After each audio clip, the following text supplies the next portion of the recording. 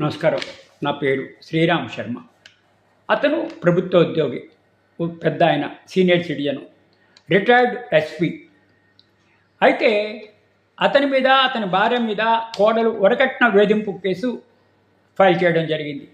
ఎటువంటి ఆధారాలు లేవు, మేము హెరాస్ చేస్తున్నామని చెప్పి తప్పుడు కేసు మా మీద పెట్టారు, ఈ ఏజ్లో హెరాస్మెంట్ చేస్తున్నారు మమ్మల్ని అని చెప్పేసి గచ్చిబౌలి ఉమెన్ పోలీస్ స్టేషన్లో 2021లో ఇచ్చిన వరకట్న వేధింపు కేసును క్వాష్ చేయాలి అని చెప్పేసి గౌరవ తెలంగాణ హైకోర్టులో క్వాష్ పిటిషన్ ఫైల్ చేస్తే ఇరుపక్షాల వాదనలు వినిన తర్వాత కోడల దగ్గర ఎటువంటి సాక్ష్యాధారాలు లేవు, వీళ్ళు 20 లక్షలు మిమ్మల్ని డిమాండ్ చేసినట్టు, సాక్ష్యాధారాలు అసలు ఎక్కడా లేవు, వీళ్ళు మిమ్మల్ని హెరాస్ చేసినట్టు, వీళ్ళ మీద వృద్ధాప్యంలో ఇటువంటి కేసులు పెట్టి అరెస్ట్ చేస్తున్నట్టుగా అనిపిస్తోంది ఈ కంప్లైంటు అని చెప్పేసి ఇట్లా కోడలు ఫైల్ చేసిన వరకట్న వేధింపు కేసును క్వాష్ చేయడం జరిగింది. అంటే దీన్ని డిస్మిస్ చేయడం జరిగింది.